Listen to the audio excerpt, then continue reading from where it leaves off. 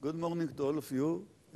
Ladies and gentlemen, and dear friends and colleagues from really all over the world, I really want to thank the organizer and in particular Monica on inviting me to this important session. Thinking about innovation, for example, what would happen if I here without a tie or even without a trouser? So what should we do? Think about. I think I'll take in somewhat different course of lecture or in my 20 minutes. In Israel, 20 minutes is at least 40, so don't believe Yossi. He'll use all his 200 slides and you will enjoy each minute. So anyhow, I think that I really do not like clear definitions in our world, and I don't believe that there are. And what I want to add to the fantastic presentation before, that we should all take into account culture. We may set many rules, but I'm sure that even though all of the time, also we are talking about globalization here and there, there is no way in the near 50 years or so that people in Israel or in India or in the UK will act the same way as in the US or Russia. Just no way.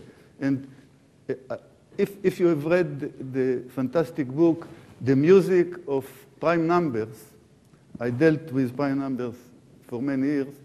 So there is a story about great mathematician from India, Ramanujan, or I even don't know how to pronounce it exactly. This genius came to the UK, and he came out with some fantastic equations of the sort of e to the root sigma integral epsilon, this. Even while today, while you are reading it, you can't understand nothing. But he was weak in the methods of proving equations.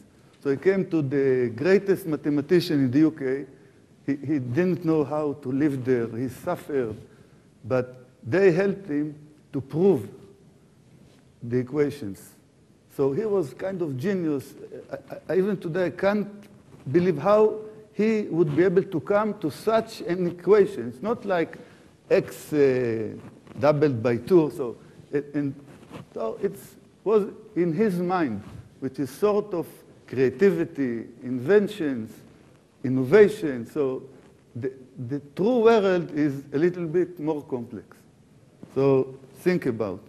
So we in Israel, we really believe that R&D and innovation is the real growth engine for our economy. It is not the same everywhere, but from time to time and from day to day, more and more countries are entering this club. But we in Israel, we don't have any choice. And I believe that even the richest countries in the world also do not have actually any choice for the future. So just to put things in a more complex situation, I just want to show you some nice slides. So if you realize, this is what famous Lord Kelvin had said in the year 1895. You all probably know he was one of the greatest physicists and mathematicians. And here you see, I don't know if it's a real picture, but here you have the Wright brothers with their first ever aircraft. So this was done at the year 1903, December 17th. Just remember it. And what we can learn from this, that sometimes at least the greatest and the most professional scientists or managers are talking nonsense. So this is not real nonsense, but this is the way we should look at creativity. And I'll show you some more slides closer to nowadays. So here is the guru. Obviously, Bill Gates he knows something about innovation. So this is what he had said in the year 1981. And of course, everyone now knows that this was nonsense. But in that day, he believed in it. It's not that he thought that 25 years later, this will be nothing. So, by the way, about less than a year ago, I met Bill Gates with our Prime Minister. And frankly, I must tell you that I thought to ask him about this, but I didn't. Why? Not because I'm too polite. I thought, hey, gosh, suppose he'll say that this wasn't true, that he never said something like this. So I'll be losing a nice slide. So something in the same course. Here, the numbers are not important. You can see here how Israel had changed its course along last 2 or 3 decades. We were very well known with our oranges or the citrus industry. And I'm glad to stand here and tell you that, as I know, I think that Spain is now first in the world in exporting of oranges and citrus. So in Israel, this is a real diminishing sector, and we are a high-tech country, and this is just numbers about export in software. But the real issue is, suppose Monica will invite me to such a session in 10 or 15 years from now, what slide I'll show you then? Maybe the software will be a diminishing sector with respect to export, and we'll have here some stem cell business going. At least to me, and for most of the people all over the world, they say, hey, are you talking nonsense? Software is something for the next 100 years. I'm sure that you think similar to that. I used to work in the software era, and I even myself, I can't believe. I have so many arguments why software is forever. But about 40 years ago in Israel, many people thought that oranges are forever. So as an industry, not as a food, nice food. Okay. Something about Israel, you may see here several sectors that, as of now, Israel is really excelling in the world level class, not just that we think that we are excelling. And here, you may see this football. So I have 2 things to say. One, that I was told here that because I'm a fan of sport, so because of some delicate issues about Real Madrid and Barcelona, and I don't know who is in the room, not to tell anything, any jokes about those teams. The green color here is not something related to clean tech, which is now everywhere. This is just the color of my favorite team, Maccabi Haifa. So, but clean tech is okay. Okay, now this is well known that Israel is rated first in the world with respect to expenditure on civilian R&D as a percentage of the GDP. And what is really important, that we in Israel, because of our situation, we really think that this is not enough. But if we are talking, I'm talking about the budget, imagine or believe me that this is so difficult to ask for more budget, R&D budget, if you are first in the world. So I must come out with some new invention, innovation, whatever, to get more money. And you know all the numbers, and in Europe, after Lisbon or Barcelona decisions, I never remember exactly, but the line of 3% is the goal for the European Union. And I've heard here and there that the majority of the countries, they are sort of, they don't believe that they can achieve it in the time frame. but I think they must. So only 3 countries all over the world are above 3%, so including Finland and Sweden and Israel. And from the large countries, Japan is on the average 3%, which is really a huge number for a large country.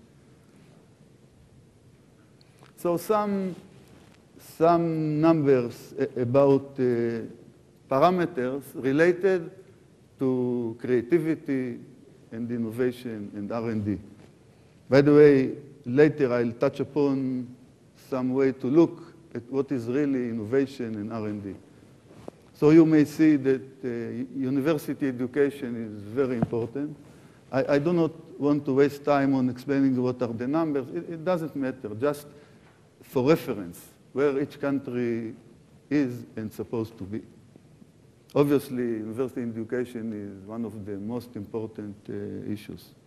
Even though education is far away from innovation. You may be very well educated and still come out with nothing. It's not a hint that professors will come out with nothing, but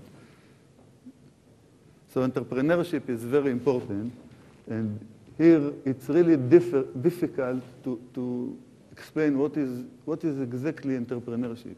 But since I do not believe in exact definitions, I'm not disturbed at this. So obviously the USA is first in the world because we are talking about entrepreneurships in every sector. We in Israel, I may tell you immediately, we are very strong in entrepreneurship related to technology. And it's go over to innovation. We have heard here that we may think about 10 issues related to innovation.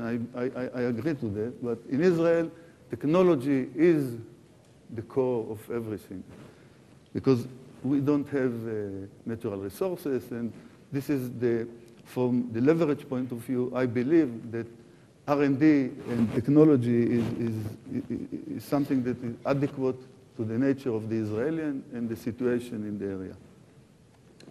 So talking about what you have, the sources. So Israel is very strong if you count the scientists and technicians per something, doesn't matter. But this is just temporarily for 15 or 20 years. And I believe that in 10 or 20 years from now, Israel will reach something like the US. And the solution to this amazing number is the Russian immigration that probably all of you know that about 1 million Russian immigrants came to Israel in the year 1991 and 92. So it's like 60 million coming to the US in 2 years. And all of them, the majority, were very highly educated. So it's not the output of our education system. We believe that something like 80, 90 is more adequate to Israel. So something about patents. So Israel is in the area of somewhere the first several places, while we are talking per capita. And in 2006, we are 11 in the world, talking in absolute numbers. So I want to emphasize that this is quite amazing. You must all remember that Israel is like 6 to 7 million population, and at the evening yesterday, I was talking to some ladies and gentlemen here, and I emphasized that somehow in Israel, we are suffering from the fact, it's internal problems, that only 70% of the population is really contributing to the economy. So if you think about absolute number, there is another number, that the number of companies listed in the NASDAQ So Israel is second to the United States and similar to Canada. You know, each company listed is changing between Israel and Canada, but this is in absolute numbers. So imagine what is the impact. One more amazing parameter is that amongst our patents, nearly 30% are related to biotechnology and life sciences, which is the highest in the world. This is some numbers about our VC industry, which is only, I think, second to the United States, and this is one of the awesome points that we have in Israel, a real great venture capital industry. By the way, in this year, something like, I don't know the exact number, but something about 40 or even more startups from Israel were bought by giants in the world, and the majority in the United States, which is amazing. Obviously, we should talk in this session about the issue of competitiveness. So there are several studies. So again, we do not need to look exactly on the numbers, but in general, Israel this year is rated 15th in the world. And what is more important to our session is the issues of, for example, Israel in this study is rated third in the world in what we call technological readiness, and 8th in innovation and sophistication. There are several definitions, so I believe that it's better if we look here to see 5 parameters, and which are really important to our issue today. And Israel is ranked in one of the either first, second, third, or... And again, some parameters are relatively and some are in absolute numbers. By the way, talking about relative numbers and absolute numbers, many years I didn't think about, but for several years I realized that the economists in the world, they invented the word per capita, which is important, but you may look at this issue and sit down with relief with respect to China. Even though all the world is thinking about China as a giant, so I believe that with per capita parameters, we may rest for the 50 years to go. So the Chinese, they'll never overcome Israel in per capita numbers. So they have no chance. So you may go out, relax, and have some coffee. So if we are talking about competitiveness, look here. Obviously, here you may see the small countries. And if you know from the numbers, it's again quite amazing that several of the smallest countries in the world are best with respect to economy and not just per capita, like Singapore, Finland, Sweden, even Taiwan is quite small relatively to the region. Like if you are a 22 or 23 million population and you have this 1.3 billion, you are very small. This is something that you may think. I have written here, there is always room also for the small ones, and here down there it's written before, and I never put a slide with what is after. This you may think about. There is 2 versions for what is after. But we think that we must choose only one way. So again, I think this is a nice slide that innovation is nearly equal to economic growth. This is our belief. And if you want real growth, you have to have new technologies. This I've heard from the previous Undersecretary for Technology Administration in the Commerce in the United States, Mr. Phil Bond. Now he's in the private sector. And I thought, hey, if this is true for the United States, obviously it's true for Israel in this sense. And I really believe that we should fight for this. Before, I want to touch upon here about, we are talking about innovation, so I need to learn the real nice issues that was raised in the previous lecture, but I prefer to use, at least now, a real simple definition, which is on the macro level. And I've heard it from Dr. Per Eriksson, the general director of Vinnova, which is the organization like the chief scientist in Israel in Sweden. He's a nice guy, and I suggest you will invite him to some of your sessions. And according to him, R&D is the tool that transfers science to products, and innovation is the tool that transfers products to money. Just without philosophy, just straight to the point. Transfer products and the area of product to money. And this is the difference between all those who are succeeding and those who are failing.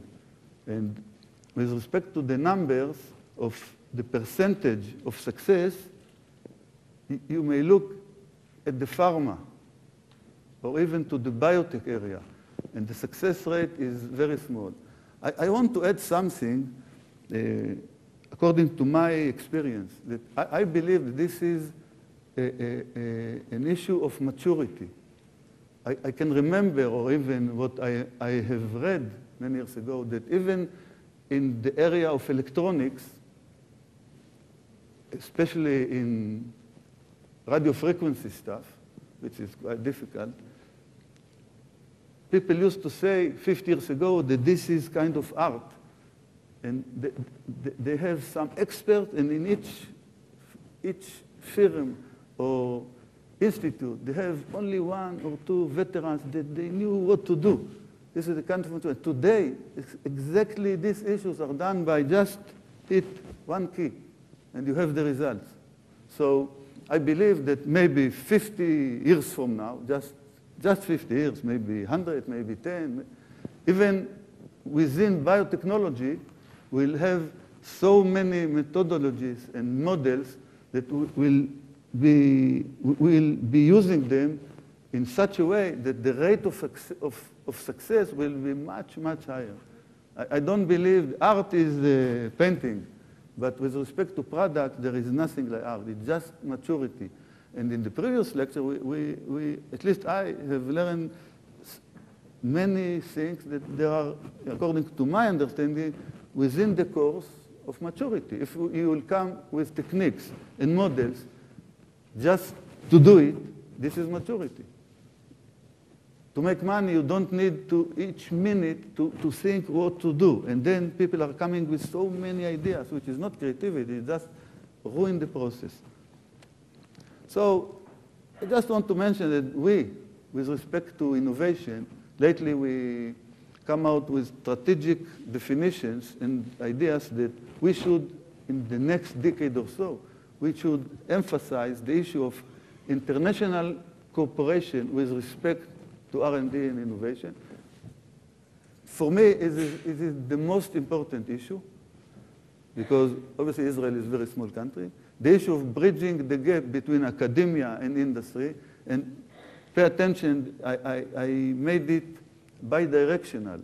Not just the issue of technology transfer from academia to industry, but also the other way around, which is really different story and much more complex, because you know that professors in general all over there, they do not tend to get influence from the industry. They hardly accept the notion that the technology transfer to the industry, but nowadays is much better than 10 years ago. So, and the issue of preferred sectors is obvious.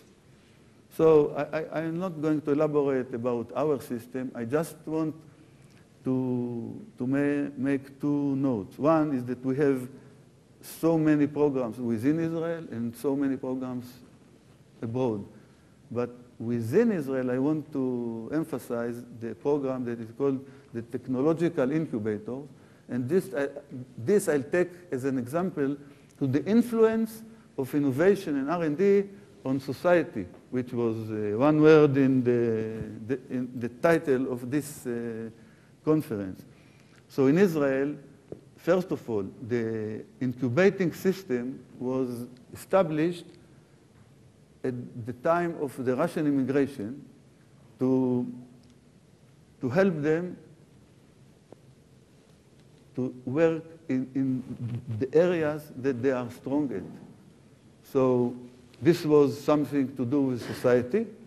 And another point is that in Israel, we have incubators really scattered all over the country. So in several, very far, in the sense of Israel, very far is like going from New York to Boston. This is in Israel. But in this sense, like we have a very successful incubator in the far north of Israel, at the town called Kiryat Shmona.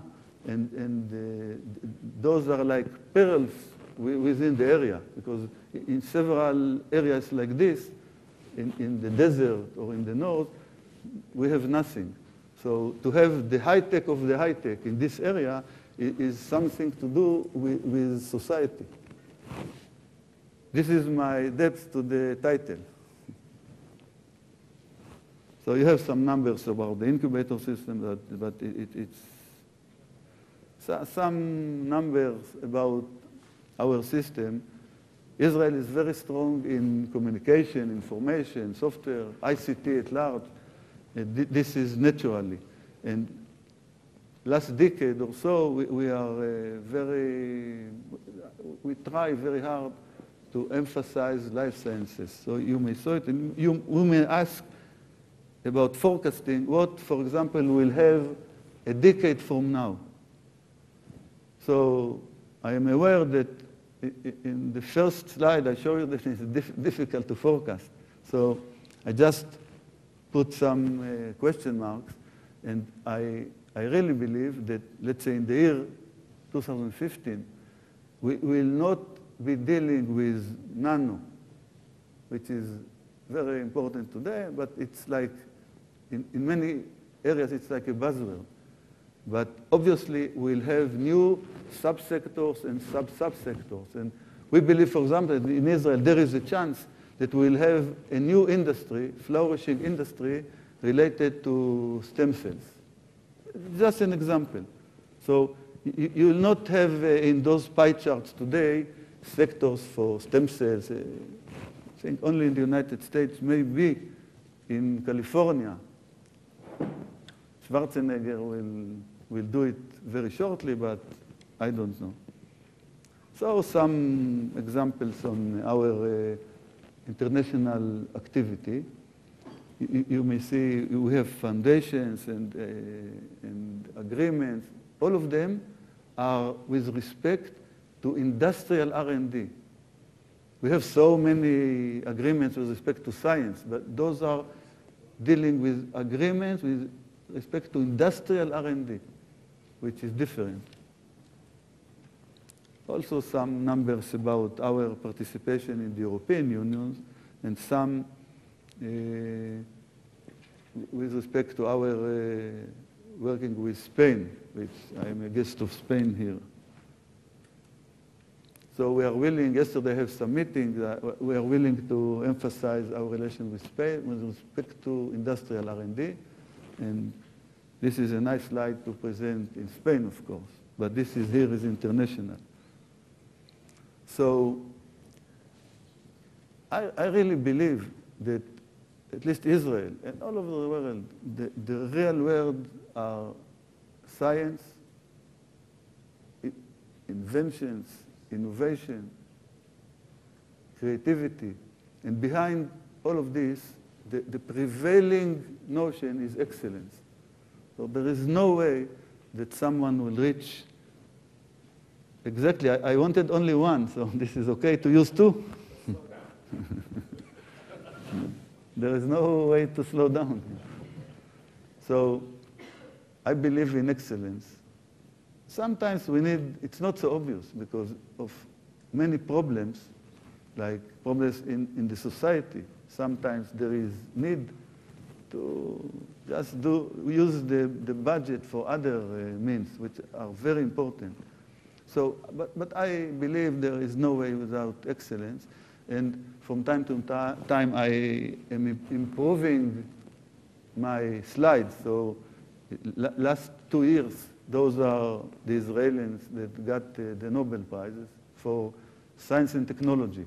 And I got another sort of numbers that the last 5 or 6 years, at least 6 or 8 Israelis got Nobel Prizes for science and technology. And some of them like this are really working now in Israel, and some are Israelis that were working in Israel and now they are in the United States. So, but as you know, Nobel Prizes are given for, I believe, the majority of them for issues that were done 20, 30 years ago. This is the habit in general.